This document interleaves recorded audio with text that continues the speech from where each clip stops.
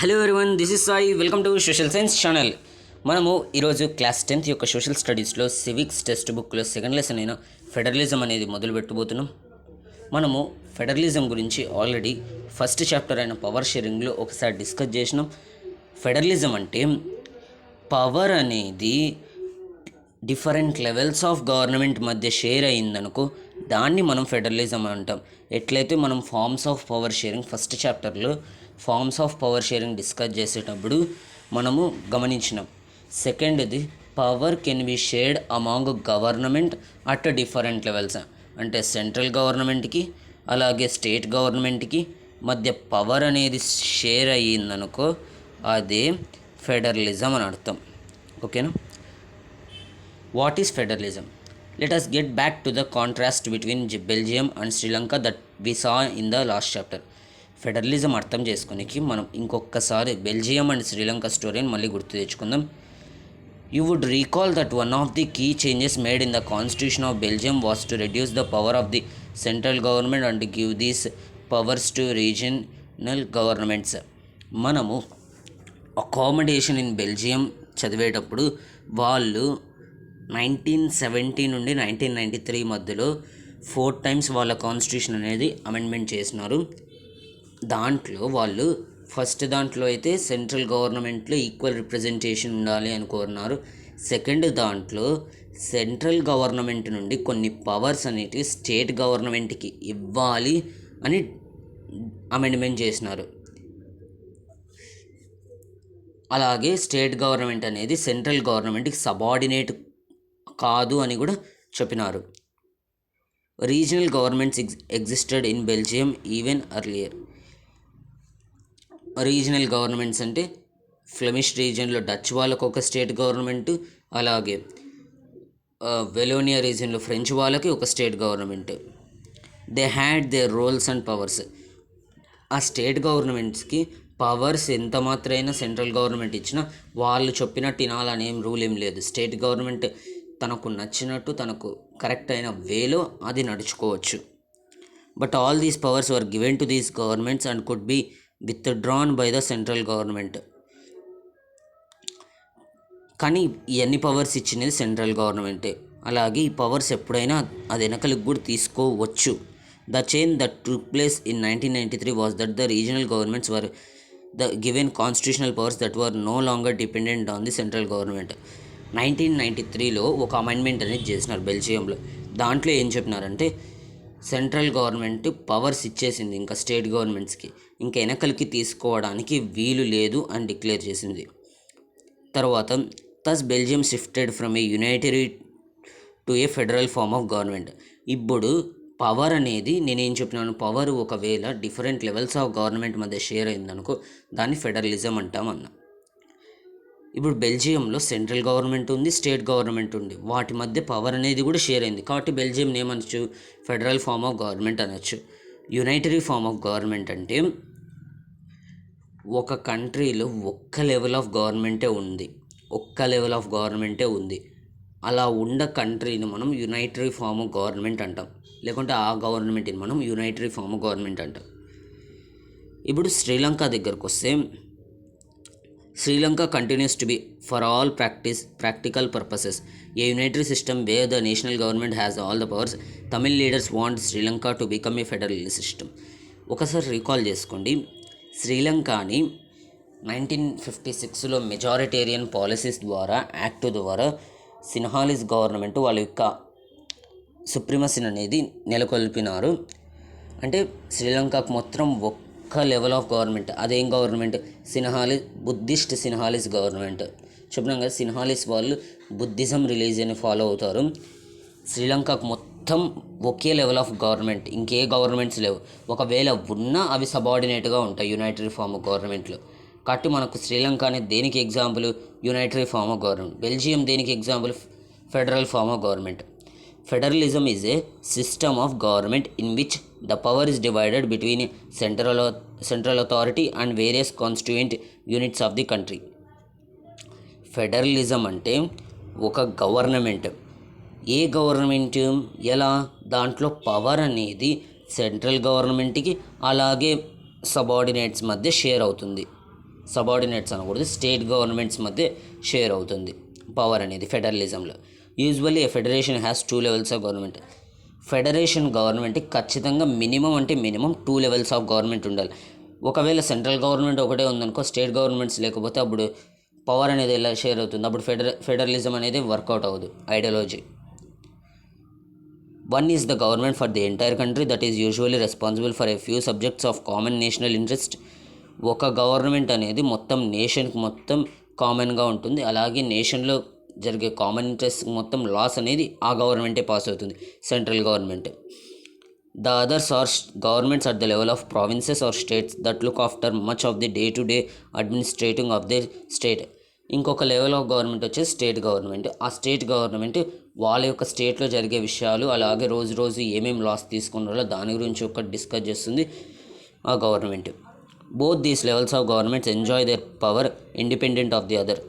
ఈ 2 levels of governments, central government కానీ state government కానీ ఎవరి మీద డిపెండ్ అవ్వాల్సిన అవసరం లేదు, సబార్డినేట్ కాదు, ఇండిపెండెంట్. వాళ్ళకు ఇచ్చిన పవర్స్ వాళ్ళు కరెక్ట్ వేలో యూజ్ చేసుకోవచ్చు. సెంట్రల్ గవర్నమెంట్ చెప్పినట్టు స్టేట్ గవర్నమెంట్ వినే పనిలే, స్టేట్ గవర్నమెంట్ చెప్పినట్టు సెంట్రల్ గవర్నమెంట్ వినే పనిలే. ఓకేనా? మనం వాట్ ఈస్ ఫెడరలిజంలో ఒకే ఒక పాయింట్ తెలుసుకున్నాం. Federalism means is a system of government in which the power is shared between a central authority and the various constituent units of the country.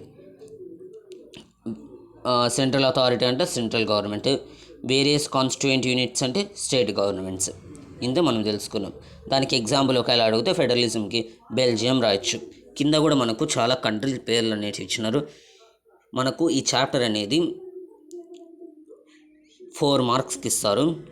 2 marks bits, 2 marks question ఒకటి వస్తుంది మనకు. కాబట్టి bits 2 marks ఇస్తున్నారు కాబట్టి మనం ఖచ్చితంగా ఇవి గుర్తుపెట్టుకునే వల్ల మినిమం ఒక 15 కంట్రీస్ పేర్లన్నా గుర్తుపెట్టుకోండి. Russia, India, Australia, South Africa, Nigeria, Brazil, USA, Canada, Mexico, ఇవన్నీ ఫెడరల్ కంట్రీస్. ఓకేనా?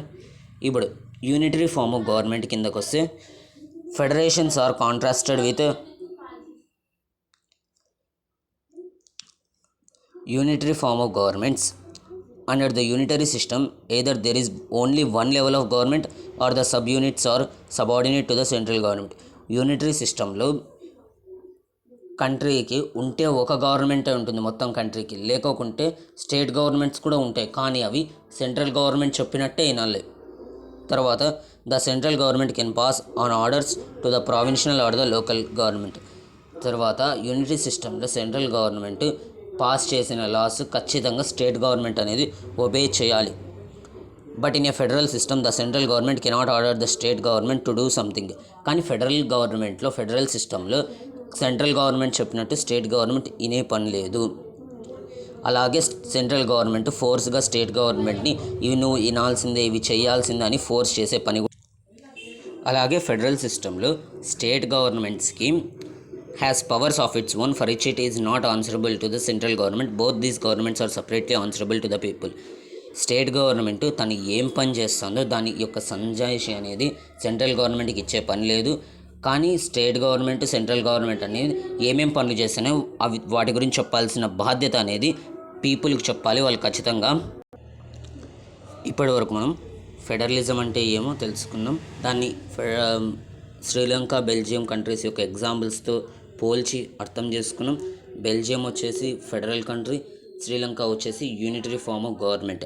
ఫెడరలిజంలో సెంట్రల్ గవర్నమెంట్, స్టేట్ గవర్నమెంట్ మధ్య పవర్స్ అనేవి షేర్ అయితే, అలాగే ఖచ్చితంగా 2 లెవెల్స్ ఆఫ్ గవర్నమెంట్ ఉంటేనే దాన్ని ఫెడరల్ కంట్రీ అంటాం. తర్వాత యూనిటరీ ఫార్మ్ ఆఫ్ గవర్నమెంట్లో మనం కంట్రీకి ఉంటే ఒక లెవెల్ ఆఫ్ గవర్నమెంట్ ఉంటుంది, అది సెంట్రల్ గవర్నమెంట్. లేకోకుంటే స్టేట్ గవర్నమెంట్స్ ఒకవేళ ఉంటే అవి సెంట్రల్ గవర్నమెంట్ చెప్పినట్టు వినాలి. సెంట్రల్ గవర్నమెంట్ ఏమేమి లాస్ పాస్ చేస్తుందో, ఏమేమి చెప్తుందో అవన్నీ స్టేట్ గవర్నమెంట్స్ తూచా తప్పుకోకుండా ఖచ్చితంగా చేయాలి. అలాగే కానీ ఫెడరలిజంలో మాత్రం సెంట్రల్ గవర్నమెంట్ చెప్పినట్టు స్టేట్ గవర్నమెంట్ వినే పని లేదు. అలాగే స్టేట్ గవర్నమెంట్ ఏమేమి పనులు చేస్తుందో దాని యొక్క సంజాయిషి అనేది సెంట్రల్ గవర్నమెంట్కి ఇచ్చే పని లేదు. కానీ సెంట్రల్ గవర్నమెంట్, స్టేట్ గవర్నమెంట్ దాన్ని ఏమేమి పనులు చేస్తున్నాయో వాటి గురించి ప్రజలకు చెప్పడం ముఖ్యం.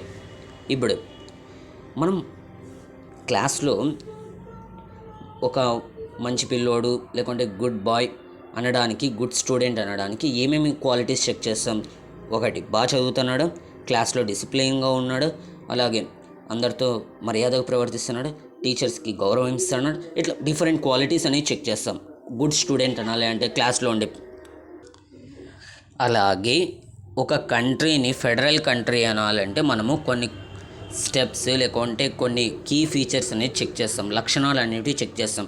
ఒకవేళ ఈ కంట్రీ అనేది ఇవన్నీ ఫాలో అయిందనుకో, ఈ స్టెప్స్ అన్ని ఫాలో అయిందనుకో, ఆ కంట్రీని మనం డెఫినెట్గా 101%, 100కి 101% ఆ కంట్రీ అనేది ఫెడరల్ కంట్రీ అవుతుంది.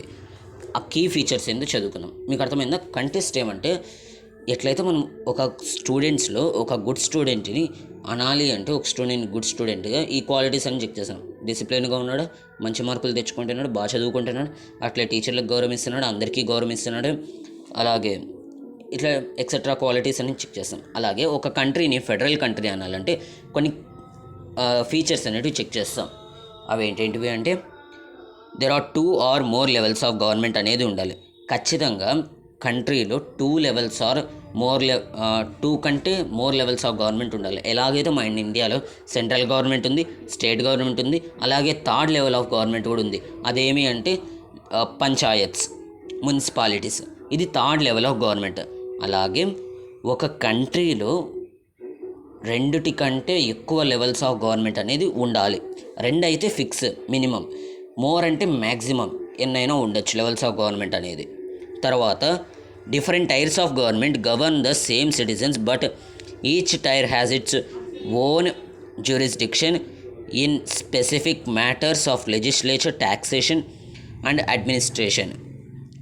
డిఫరెంట్ టైర్స్ ఆఫ్ గవర్నమెంట్ అంటే డిఫరెంట్ లెవెల్స్ ఆఫ్ గవర్నమెంట్. ఓకేనా? ఈ 2 levels of government, central government కావచ్చు, స్టేట్ గవర్నమెంట్ కావచ్చు. ఇప్పుడు ఇక్కడ మొత్తం ఇండియా అనుకోండి, ఇది ఇక్కడ ఒక స్టేట్ ఉంది, దీంట్లో ఒక సిటిజన్ అనేవాడు ఉన్నాడు. ఈ సిటిజన్ని సెంట్రల్ గవర్నమెంట్ రూల్ చేస్తుంది, అలాగే స్టేట్ గవర్నమెంట్ రూల్ చేస్తుంది. అలా కానీ ఈ స్టేట్ గవర్నమెంట్ యొక్క జ్యూరిస్డిక్షన్ అనేది సపరేట్ ఉంటుంది, సెంట్రల్ గవర్నమెంట్ యొక్క జ్యూరిస్డిక్షన్ అనేది సపరేట్ ఉంటుంది. ఇప్పుడు ఈ సిటిజన్కి ఆధార్ కార్డు కానీ లేకుంటే ఏదైనా పాన్ కార్డు కానీ అట్లా కావాల్సి వస్తే దగ్గరలో ఉన్న ఆఫీస్కి వెళ్ళి, గవర్నమెంట్ ఆఫీస్కి వెళ్ళి అప్లై చేసుకుంటాడు. అదే అతడికి వీసా, పాస్పోర్ట్ అట్లాంటివి కావాలనుకో, దానికి సెంట్రల్ అథారిటీ నుండి పిఎం వచ్చి కన్ఫర్మ్ చేయడు, సెంట్రల్ అథారిటీలో ఉండే ఆఫీసర్స్ వాళ్ళు కన్ఫర్మ్ చేస్తారు. అర్థమవుతుందా? జ్యూరిస్డిక్షన్ అంటే ఇక్కడ డెఫినేషన్ కూడా ఇచ్చినారు. The area over which someone has legal authority. The area may be defined in terms of geographical boundaries or in terms of certain kinds of subjects. Jurisdiction అనేది ఒక area, అది ఆ ఏరియా అనేది geographical ప్రకారంగా ఇంతవరకు state government యొక్క boundaries, ఇక్కడి వరకు ఇంకో స్టేట్ బౌండరీస్, ఇలా డిఫైన్ చేయొచ్చు. లేకోకుంటే ఈ గవర్నమెంట్ అనేది, స్టేట్ గవర్నమెంట్ ఈ సబ్జెక్ట్స్ మీద గురించి డిస్కస్ చేయాలి, అంటే పోలీస్ మీద లేకుంటే ట్రేడ్ మీద, వీటి గురించి డిస్కస్ చేయాలి. దాని బేసిస్ మీద మనము జ్యూరిస్డిక్షన్ అనేది పెడతాము. ఫస్ట్ 2 లెవెల్స్ గవర్నమెంట్ అన్న ఉండొచ్చు, అంతకంటే ఎక్కువ లెవెల్స్ ఆఫ్ గవర్నమెంట్ అన్న ఉండొచ్చు. తర్వాత సెంట్రల్ గవర్నమెంట్, స్టేట్ గవర్నమెంట్ ఒకే సిటిజన్స్ని రూల్ చేస్తుంది, కానీ సెంట్రల్ గవర్నమెంట్కి సంబంధించిన ఓన్ జ్యూరిస్డిక్షన్ దానికి ఉంది, అలాగే స్టేట్ గవర్నమెంట్కి సంబంధించిన జ్యూరిస్డిక్షన్ ఉంది. ఎందుకు? లాస్ పాస్ చేయడానికి, ట్యాక్స్ కలెక్ట్ చేయడానికి, అడ్మినిస్ట్రేషన్ చేయడానికి. ట్యాక్సెస్ స్టేట్ గవర్నమెంట్ ఇంపోజ్ చేస్తుంది సిటిజన్స్ మీద ట్యాక్సేషన్, అది స్టేట్ గవర్నమెంట్ కొన్ని ట్యాక్సులు పోతాయి. అలాగే సెంట్రల్ గవర్నమెంట్ కూడా మొత్తం ఇండియాకి కొన్ని ట్యాక్సులు అన్నిటి ఇంపోజ్ చేస్తాయి, ఆ ట్యాక్సులు సెంట్రల్ గవర్నమెంట్కి పోతాయి. ఇలా ఈ మ్యాటర్స్లో ట్యాక్సేషన్ కావచ్చు, లెజిస్లేషన్ కావచ్చు, లాస్ పాస్ చేయడంలో కావచ్చు, లేకుంటే అడ్మినిస్ట్రేషన్ పాస్ చేయడంలో ఎవరి జ్యూరిస్డిక్షన్ అనేది వాళ్ళకు సపరేట్ ఉంటుంది. అలాగే the jurisdiction of the respective levels or tiers of government are specified in the constitution, so the existence and the authority of each tier of government is constitutionally guaranteed. ఈ jurisdiction ఏదైతే ఉందో, central government jurisdiction కావచ్చు, state government jurisdiction కావచ్చు, వీటి గురించి clear కట్గా ఆ country యొక్క కాన్స్టిట్యూషన్లో అనేవి మెన్షన్ చేసి ఉండాలి. అలా మెన్షన్ చేయడం వల్ల వాళ్ళ యొక్క పవర్ ఎక్కడికి పోలేదు, భద్రంగా ఉంది అని నమ్మకం అనేది స్టేట్ గవర్నమెంట్లో కావచ్చు, సెంట్రల్ గవర్నమెంట్లో నెలకొంటుంది. ఫస్ట్ది, ఒక కంట్రీలో 2 లెవెల్స్ ఆఫ్ గవర్నమెంట్ ఉండొచ్చు, లేకుంటే అంతకంటే ఎక్కువ లెవెల్స్ ఆఫ్ గవర్నమెంట్ ఉండొచ్చు. తర్వాత each level of government jurisdiction అనేది స్పెసిఫైడ్ చేస్తాం. అలాగే ఆ జ్యూరిస్డిక్షన్స్ యొక్క ఇన్ఫర్మేషన్ అంతా కాన్స్టిట్యూషన్లో మనం రాస్తాం. తర్వాత ఫోర్త్ది, the fundamental provisions of the constitution cannot be unilaterally changed by one level of government. Such changes require the consent of both the levels of government. ఇప్పుడు ఏవైతే జ్యూరిస్డిక్షన్ గురించి, లేకుంటే కొన్ని స్టేట్ గవర్నమెంట్ గురించి, లేకుంటే సెంట్రల్ గవర్నమెంట్ గురించి కొన్ని information అంతా కాన్స్టిట్యూషన్లో రాసినాము. ఆ ఇన్ఫర్మేషన్ని ఒక గవర్నమెంటే తనకు ఇష్టం వచ్చినట్టు కాన్స్టిట్యూషన్లోది చేంజ్ చేయకూడదు. అలా చేంజ్ చేయాలి అంటే ఇద్దరు లెవెల్స్ ఆఫ్ గవర్నమెంట్ గురించి అంగీకారం అనేది రావాల. స్టేట్ గవర్నమెంట్ నుంచి, సెంట్రల్ గవర్నమెంట్ నుంచి అంగీకారం అనేది రావాల. ఫస్ట్ది ఏమి ఫీచరు, ఒక కంట్రీలో 2 లెవెల్స్ ఆఫ్ గవర్నమెంట్ లేకుంటే అంతకంటే ఎక్కువ లెవెల్స్ ఆఫ్ గవర్నమెంట్ ఉండాలి. సెకండ్ది, each level of government jurisdiction specify చేయాలి in terms of taxation, legislation and administration. థర్డ్ది వచ్చేసి ఆ జ్యూరిస్డిక్షన్ యొక్క ఇన్ఫర్మేషన్ అనేది కాన్స్టిట్యూషన్లో స్పెసిఫై చేయాలి. అలా స్పెసిఫై చేస్తే లెవెల్స్ ఆఫ్ గవర్నమెంట్కి ఒక నమ్మకం అనేది ఏర్పడుతుంది. వాళ్ళ యొక్క పవర్ కావచ్చు, అథారిటీ కావచ్చు సేఫ్గా ఉందని. ఒకవేళ అలాగే ఆ కాన్స్టిట్యూషన్లో మెన్షన్ చేసిన జ్యూరిస్డిక్షన్ యొక్క ఇన్ఫర్మేషన్ కావచ్చు, లాస్ కావచ్చు, రైట్స్ కావచ్చు, వాటిని ఒక్క గవర్నమెంట్ తనకి ఇష్టం వచ్చినట్టు మార్చకూడదు. అలా మార్చాలి అంటే ఇద్దరు లెవెల్స్ ఆఫ్ గవర్నమెంట్ నుండి ఒప్పందం అనేది రావాలి, అంగీకారం అనేది రావాలి. ఇప్పుడు ఒకవేళ సపోజ్ ఒక గవర్నమెంట్, సెంట్రల్ గవర్నమెంట్ కాన్స్టిట్యూషన్లో ఉండే రూల్స్ని కావచ్చు, లాస్ని కావచ్చు, జ్యూరిస్డిక్షన్ యొక్క ఇన్ఫర్మేషన్ కావచ్చు తనకి ఇష్టం వచ్చినట్టు మార్చిందే అనుకుందాం. అప్పుడు మనము స్టేట్ గవర్నమెంట్కి ఒక డౌట్ అనేది వస్తుంది, ఈ సెంట్రల్ గవర్నమెంట్ కాన్స్టిట్యూషన్లో ఏవో మార్పులు చేసినట్టుంది, నాకు డౌట్ వస్తుంది అని మనము ఎవరిని కన్సల్ట్ అవ్వచ్చు అంటే సుప్రీం కోర్ట్స్ జ్యూరిస్డిక్షన్ని మనం కన్సల్ట్ అవ్వచ్చు. The courts have the power to interpret the constitution and the powers of different levels of government. The highest court acts as an umpire if disputes arise between different levels of government in the exercise of their respective powers. మనము కోర్ట్స్ని consult అయితే ఆ courts కాన్స్టిట్యూషన్ని check చేస్తాయి, నిజంగా central government మార్చిందా లేదా పవర్స్ని, లేకుంటే ఏమన్నా గొడుపుటాని చేసిందా, అట్లాంటివన్నీ చెక్ చేస్తుంది. అలాగే ప్రతి ఒక్క లెవెల్ గవర్నమెంట్, స్టేట్ గవర్నమెంట్ కావచ్చు, సెంట్రల్ గవర్నమెంట్ కావచ్చు, తన యొక్క పవర్స్ని సెక్యూర్ చేస్తుంది. The highest court acts as an umpire if disputes arise between different levels of government. Highest court అంటే సుప్రీం కోర్ట్. మన ఇండియాకి అయితే సుప్రీం కోర్టు ఎగ్జాంపుల్ తీసుకుందాం. సుప్రీం కోర్టు సెంట్రల్ గవర్నమెంట్కి, స్టేట్ గవర్నమెంట్కి ఏమైనా కొట్లాట్లు కావచ్చు, తగాదాలు కావచ్చు ఏర్పడినప్పుడు సుప్రీంకోర్టు అంపైర్గా పనిచేస్తుంది. ఇద్దరు వైపుల వాదోపవాదాలని విని ఎవరు కరెక్ట్ ఎవరు రాంగ్ అనేది డిక్లేర్ చేస్తుంది. ఎట్లయితే మనము క్రికెట్ మ్యాచెస్ కావచ్చు, ఫుట్బాల్ మ్యాచెస్ కావచ్చు, క్రికెట్ మ్యాచెస్లో చూస్తూ ఉంటాం, ఇతడు అవుట్ అయినాడు, ఇతడు అవుట్ కాలేదు, అలా ఇద్దరు టీమ్స్ కొట్లాడేటప్పుడు మనకు అంపైర్ వచ్చేసి అవుట్ అయినాడా అవుట్ కాలేదు అని జడ్జిమెంట్ ఇస్తాడు. అలాగే ఇక్కడ కూడా సుప్రీంకోర్టు సెంట్రల్ గవర్నమెంట్ చేసింది కరెక్టా తప్ప, స్టేట్ గవర్నమెంట్ చేసింది కరెక్టా తప్ప, అలా జడ్జిమెంట్ అనేది ఇస్తుంది. ఇప్పుడు ఒక కంట్రీలో ఖచ్చితంగా 2 లెవెల్స్ ఆఫ్ గవర్నమెంట్ ఉండాలి మినిమం, అంటే లేకుంటే మ్యాక్సిమం ఎక్కువ లెవెల్స్ ఆఫ్ గవర్నమెంట్ అన్ననే ఉండొచ్చు. అలాగే సెకండ్ ఇదేమి, జ్యూరిస్డిక్షన్ అనేది స్పెసిఫిక్గా మెన్షన్ చేయాలి. అంటే సెంట్రల్ గవర్నమెంట్కి ఈ జ్యూరిస్డిక్షన్, స్టేట్ గవర్నమెంట్కి ఈ జ్యూరిస్డిక్షన్. అలాగే థర్డ్ పాయింట్లో ఈ జ్యూరిస్డిక్షన్ యొక్క ఇన్ఫర్మేషన్ కావచ్చు, సెంట్రల్ గవర్నమెంట్ పవర్స్ కావచ్చు, స్టేట్ గవర్నమెంట్ పవర్స్ కావచ్చు, అవి క్లియర్ కట్గా కాన్స్టిట్యూషన్లో మెన్షన్ చేసి ఉండాలి. అలా చేయడం వల్ల స్టేట్ గవర్నమెంట్ కావచ్చు, సెంట్రల్ గవర్నమెంట్ కావచ్చు, ఎస్ మన పవర్స్ అనేవి సేఫ్గా ఉన్నాయి, సెక్యూర్గా ఉన్నాయి అని ఫీల్ అవుతారు. అలాగే ఈ ఫండమెంటల్ ప్రొవిజన్స్ కావచ్చు కాన్స్టిట్యూషన్లో రాసినవి, వాటిని ఒక లెవెల్ ఆఫ్ గవర్నమెంట్ యూనిలాటరల్గా అంటే వాళ్ళకి ఇష్టం వచ్చినట్టు చేంజ్ చేయలేవు. అలా ఒకవేళ చేంజ్ చేయాల్సి వస్తే ఇద్దరు లెవెల్ ఆఫ్ గవర్నమెంట్ నుండి ఒప్పందము లేకుంటే అంగీకారం అనేది కావాలి.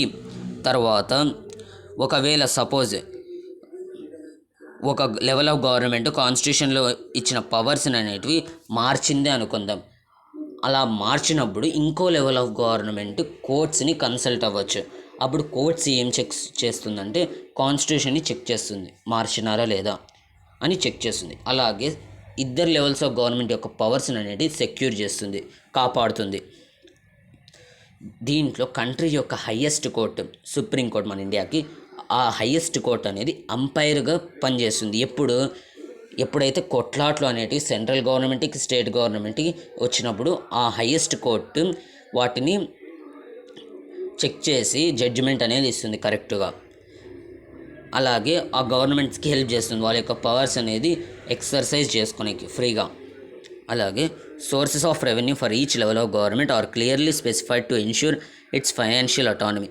అలాగే సెంట్రల్ గవర్నమెంట్ ఎవరి మీద ట్యాక్స్ వేసి వాళ్ళ రెవెన్యూ అనేది తెచ్చుకోవాలి, స్టేట్ గవర్నమెంట్ ఎవరి మీద ట్యాక్స్ వేసి దేని మీద ట్యాక్స్ వేసి ఎట్లా రెవెన్యూ అనేది తెచ్చుకోవాలి వాటి గురించి క్లియర్ కట్గా మెన్షన్ చేసి ఉంటాము.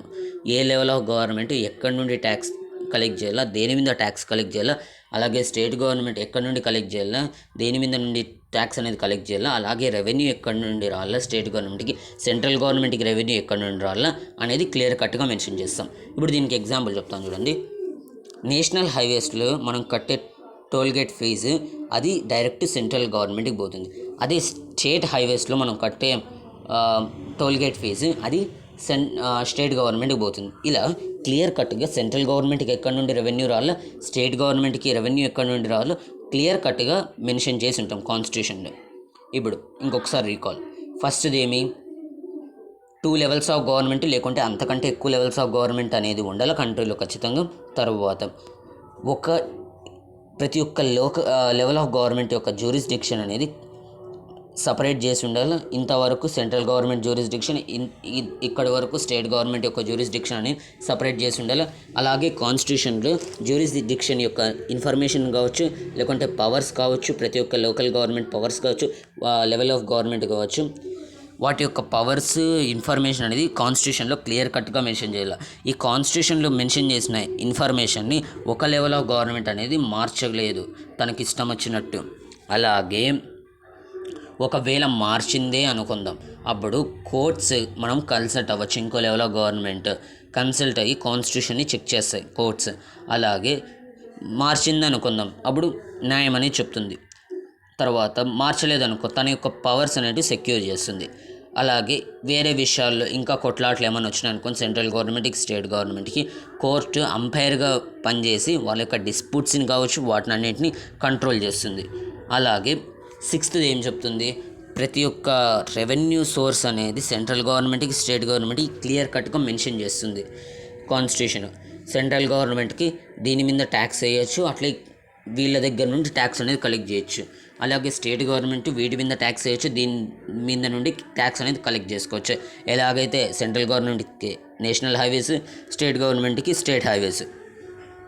ఇప్పుడు 7th ఏమంటే 2 ఆబ్లిగేషన్స్ ఉంది, ఖచ్చితంగా గుర్తుపెట్టుకోండి. ఎందుకంటే మనకు 2 మార్క్స్ క్వశ్చన్లు ఇలా అడగచ్చు. స్టేట్ ద 2 ఆబ్లిగేషన్స్ లేకుంటే objectives of the federal system అని అడిగితే ఈ 2 ఆబ్లిగేషన్స్ రాయాల, లేకుంటే ఆబ్జెక్టివ్స్ రాయాల. To safeguard and promote the unity of the country. Federal సిస్టంలో కంట్రీలో నివసిస్తున్న డైవర్సిటీ యొక్క, మన ఇండియాలో అయితే చాలా డైవర్సిటీస్ ఉన్నాయి. హిందూస్ ఉన్నారు, ముస్లిమ్స్ ఉన్నారు, బుద్ధిస్ట్ ఉన్నారు, సిక్కులు ఉన్నారు, తమిళ్ మాట్లాడే వాళ్ళు ఉన్నారు, మరాఠీ మాట్లాడే వాళ్ళు ఉన్నారు, భోజ్పూరి మాట్లాడే వాళ్ళు ఉన్నారు, తెలుగు మాట్లాడే వాళ్ళు ఉన్నారు, హిందీ మాట్లాడే వాళ్ళు ఉన్నారు. ఇలా డైవర్సిటీ ఉందే చూడు కంట్రీలో, ఆ డైవర్సిటీని మొత్తం యునైట్ చేయాల, సేఫ్ గార్డ్ చేయాల. వాళ్ళ యొక్క ఇష్టాలని కావచ్చు ప్రతి ఒక్కటి అర్థం చేసుకోవాలా, వాళ్ళకి ఏమేమి కావాలో అవన్నీ సమకూర్చాలి. అప్పుడే కంట్రీ యొక్క యూనిటీ అనేది ఉంటుంది. అలాగే కంట్రీలో ఉన్న same time accommodate regional diversity. కంట్రీలో నివసిస్తున్న వాళ్ళనందరినీ సంతోషపరిస్తే కంట్రీ యునైటెడ్గానే ఉంటుంది, ఎప్పుడూ విడిపోదు. 2 ఆబ్జెక్టివ్స్ ఉన్నాయి. ఒకటి, కంట్రీ యొక్క యూనిటీ అనేది కాపాడాలి, అలాగే ఏదైతే రీజనల్ డైవర్సిటీ ఉందో దాన్ని అకామిడేట్ చేయాలి, ప్రతి ఒక్కరిని సంతోషపరచాలి అనే 2 ఆబ్లిగేషన్ అనేది తెలుసుకున్నాం, ఆబ్జెక్టివ్స్ అనేది తెలుసుకున్నాం. Therefore, 2 aspects are crucial for the institutions and practice of federalism.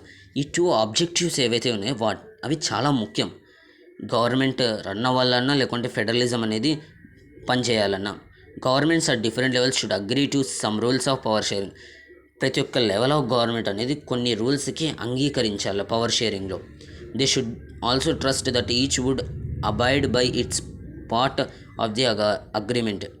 అలాగే ప్రతి ఒక్కరూ ఇంకొక గవర్నమెంట్ని నమ్మాలి, ఇది మంచిదే అని అట్లా నమ్మాలి. లేకోకుంటే వాళ్ళు ఎలా పని చేయగలరు, వాళ్ళ యొక్క పనిని కావచ్చు, వర్క్ని కావచ్చు, ఇలా మనస్ఫూర్తిగా చేయగలరు. And ideal federal system has both aspects, mutual trust and agreement to live together. Federal సిస్టంలో 2 ఆస్పెక్ట్స్ ఉన్నాయి ఖచ్చితంగా. ఒకటి, సెంట్రల్ గవర్నమెంట్కి స్టేట్ గవర్నమెంట్కి ఒక ట్రస్ట్ అనేది ఉండాలి. లేకోకుంటే ఏం జరుగుతుంది, స్టేట్ గవర్నమెంట్ ఎప్పుడు ఇట్లా ఆలోచిస్తూ ఉంటుంది, సెంట్రల్ గవర్నమెంట్ ఎప్పుడో ఒకసారి నా దగ్గర నుండి పవర్స్ లాక్కుంటుంది కాబట్టి దాని మీద ఒక కన్నేసి ఉంటాం. అలా ఆలోచించినప్పుడు ప్రజలు ఏమైపోతారు, వాళ్ళ గురించి ఎక్కువ ఆలోచించారు.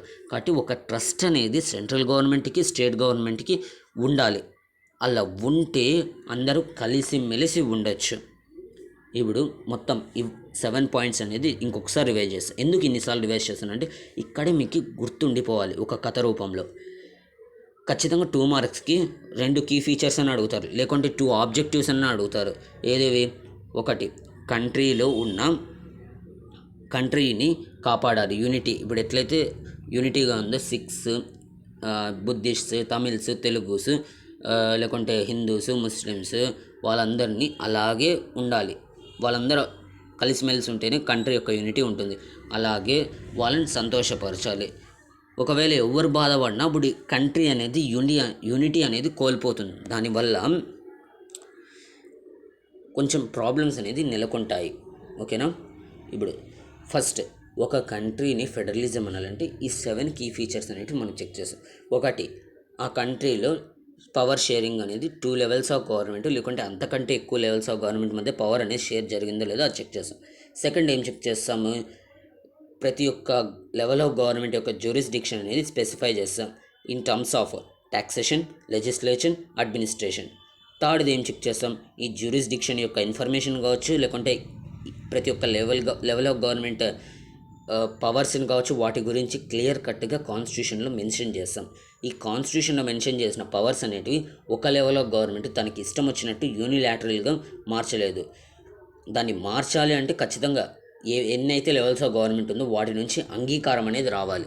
ఒకవేళ మార్చిందే అనుకుందాం, అప్పుడు కోర్ట్స్ అంపైర్గా పనిచేసి స్టేట్ గవర్నమెంట్కి సెంట్రల్ గవర్నమెంట్కి వచ్చిన డిస్ప్యూట్స్ కావచ్చు, కొట్లాట్లు కావచ్చు, వాటిని శాంతింపజేస్తాయి.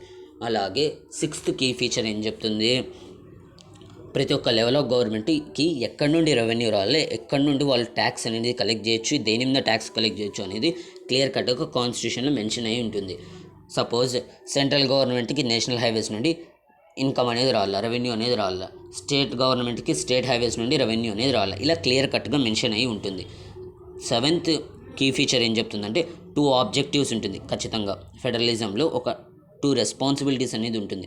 ఏవేవి, ఒకటి కంట్రీ యొక్క యూనిటీ అనేది కాపాడాలి, ప్రొటెక్ట్ చేయాలి. అలాగే ఇంకోటి, కంట్రీలో నివసిస్తున్న వివిధ రకాల ప్రజల్ని మనం సంతోషపరచాలి. అలాగే సెంట్రల్ గవర్నమెంట్కి స్టేట్ గవర్నమెంట్కి మధ్య మ్యూచువల్ ట్రస్ట్ అనేది ఉండాలి. అలాగే అలా ఉన్నప్పుడే వాళ్ళు కలిసిమెలిసి ఉంటారు, అప్పుడు ఆ కంట్రీని మనం ఫెడరల్ కంట్రీ అంటాం. ఒకవేళ ఈ 7 కీ ఫీచర్స్ అనేది ఉన్నాయనుకో.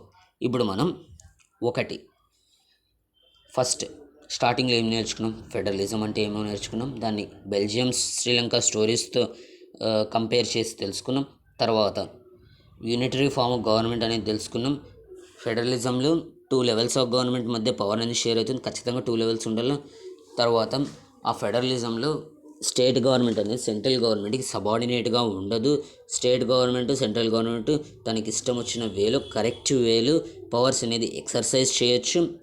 తర్వాత అదే యూనిటరీ ఫామ్ ఆఫ్ గవర్నమెంట్లో ఉంటే, కంట్రీలో ఉంటే ఒక లెవెల్ ఆఫ్ గవర్నమెంట్ ఉండాలి, లేకోకుంటే స్టేట్ గవర్నమెంట్స్ ఉంటే అవి సెంట్రల్ గవర్నమెంట్కి సబార్డినేట్ అయి ఉండాలి.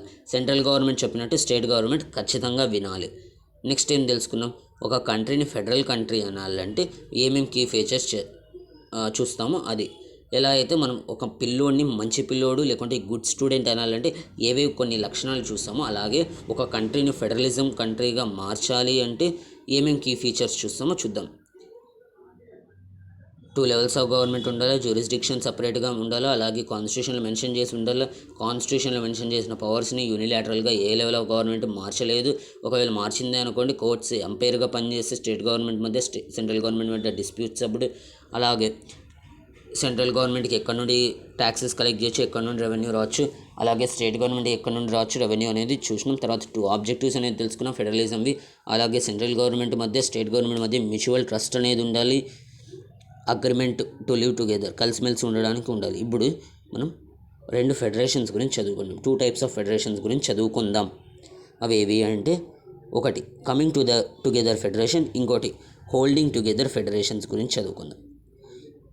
మొత్తం అర్థమైందా? ఫెడరలిజం అంటే ఏమి, యూనిటరీ ఫార్మ్ ఆఫ్ గవర్నమెంట్ అంటే ఏమి, కీ ఫీచర్స్ 7 కీ ఫీచర్స్ అర్థమైనాయో.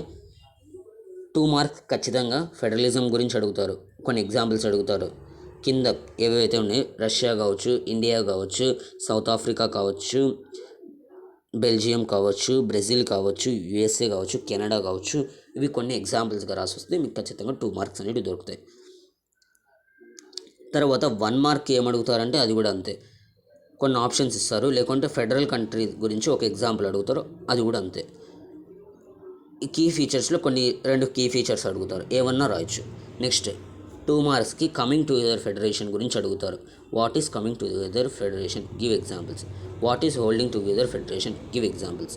దాని గురించి ఇప్పుడు చదువుకుందాం. The exact balance of power between the central and state government varies from one federation to another. ఇప్పుడు కంట్రీకి బట్టి మారుతూ ఉంటుంది ఫెడరేషన్ అనేది.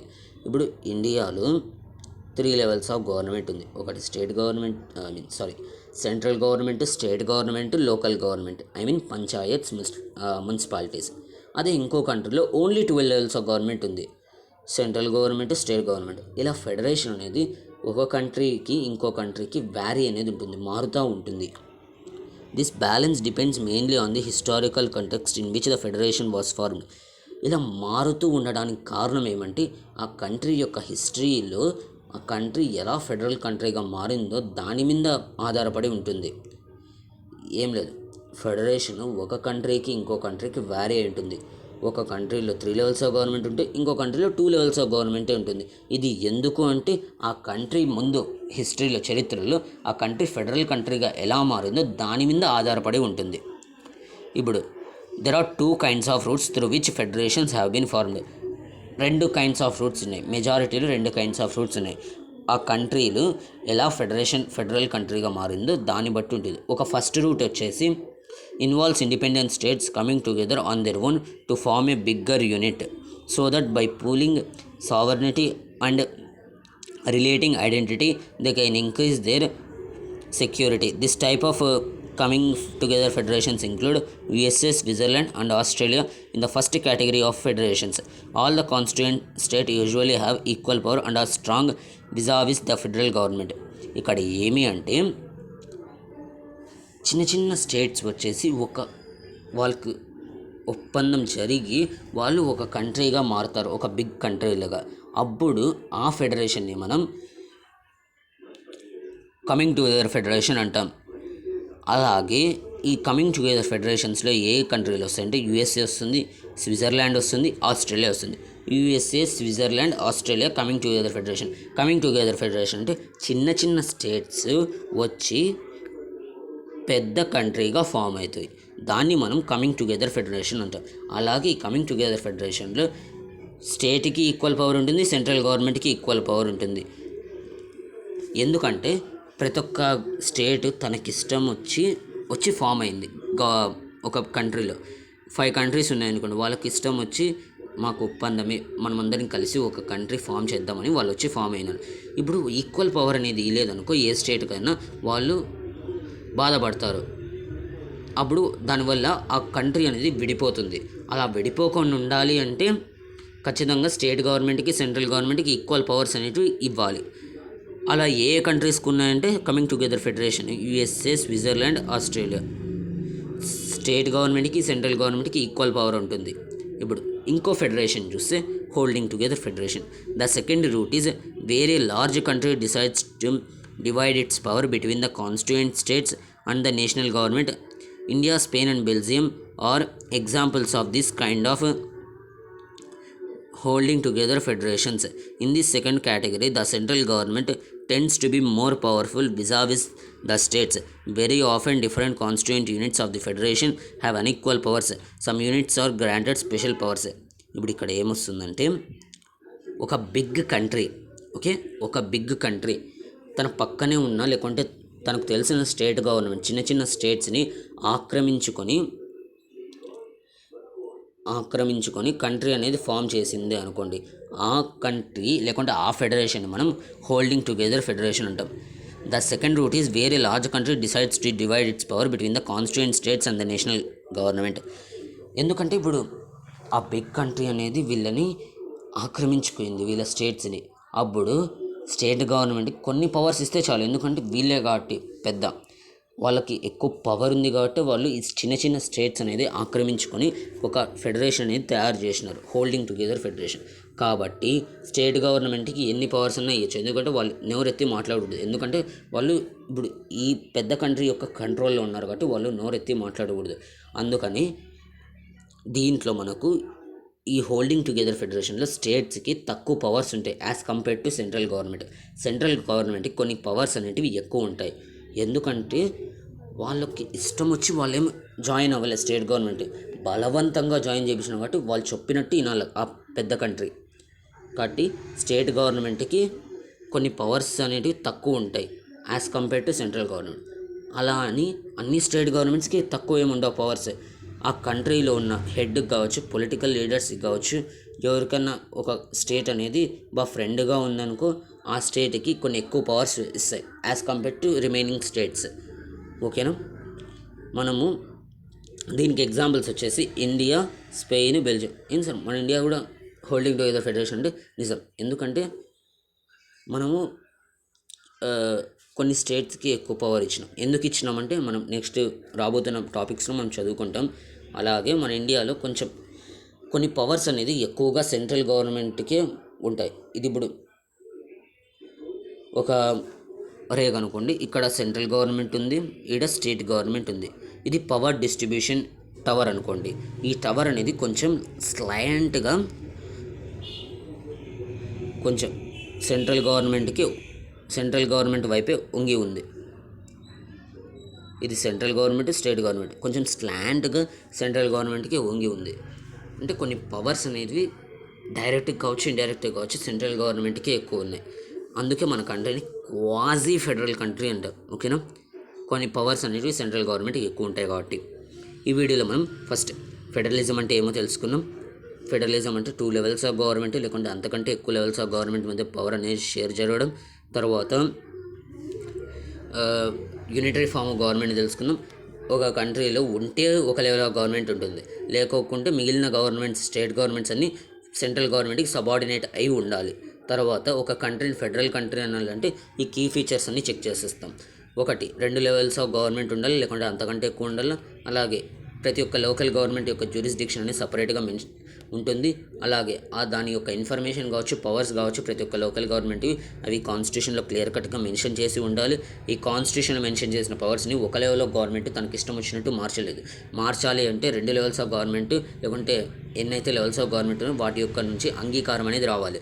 ఒకవేళ మార్చింది అనుకోండి ఒక లెవెల్ ఆఫ్ గవర్నమెంట్, అప్పుడు మిగతా గవర్నమెంట్స్, లెవెల్ ఆఫ్ గవర్నమెంట్స్ కోర్ట్స్ని కన్సల్ట్ అయ్యి వాళ్ళకి ఏమైతే న్యాయం కావాలో అది అడగచ్చు. తర్వాత ప్రతి ఒక్క లెవెల్ ఆఫ్ గవర్నమెంట్ ఎక్కడి నుండి ట్యాక్సెస్ కలెక్ట్ చేయాలి, ఎక్కడి నుండి రెవెన్యూ అనేది రావాలో దాని గురించి క్లియర్ కట్గా కాన్స్టిట్యూషన్లో మెన్షన్ అయి ఉంటుంది. అలాగే 7th కీ ఫీచర్లో 2 ఆబ్జెక్టివ్స్ అనేది ఉంటుంది.